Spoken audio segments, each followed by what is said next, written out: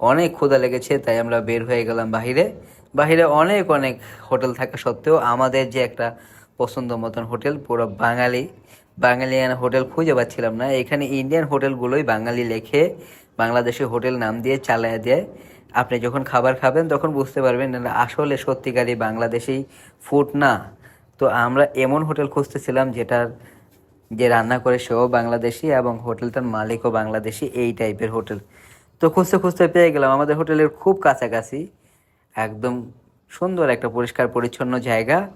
আর এই জায়গাটা বসলে সামনে টুইন টাওয়ার দেখা যায়। দেখতে পাচ্ছেন এখানে কত রকমের খাবার আছে বাংলাদেশি, যেসব খাবার আমরা খাই সাধারণত পুরি, সিঙ্গারা, বুট মুড়ি থেকে শুরু করে বট সব কিছু এখানে রয়েছে।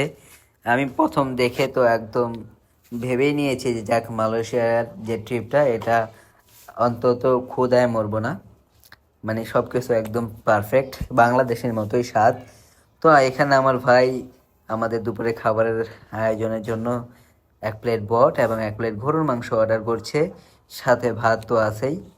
এইখানে ভাত খেলাম প্রায় 3 টাকা দরে, 3 টাকা করে ছিল, মানে 3 রিঙ্গিত, বাংলাদেশি টাকায় হয়তো বা 100 টাকার মতন বা 100 টাকার একটু কম হবে। তো দেখতেই পাচ্ছেন আমাদের খাবার চলে এসেছে এবং খুব সুন্দর একটা জায়গা, আউটডোর সিস্টেম, কোনো এসি নাই কিন্তু খুব সুন্দর বাতাস আসছে এখানে। আমাদের খাবার চলে এসেছে, দেখতে পাচ্ছেন এটা বট এবং সামনে রয়েছে গরুর মাংস, ডাল। তো এগুলো আমরা খেয়ে নিলাম এবং আমার আম্মু এবং আমার বোনের জন্য আমরা পার্সেল করে নিয়ে নিলাম।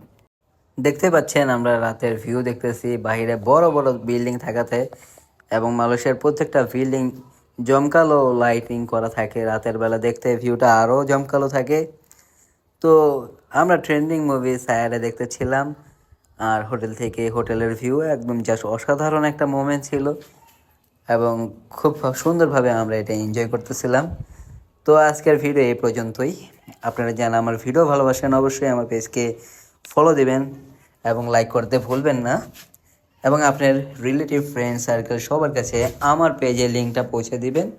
তো আজকের পর্ব থেকে এখানে বিদায় নিচ্ছি। অবশ্যই আমার পরের পর্ব মালয়েশিয়ার সব কয়টা ব্লগ আপনি দেখবেন এবং আপনার প্যারেন্টসদেরকে খুব ভালোবাসবেন, কেয়ার করবেন।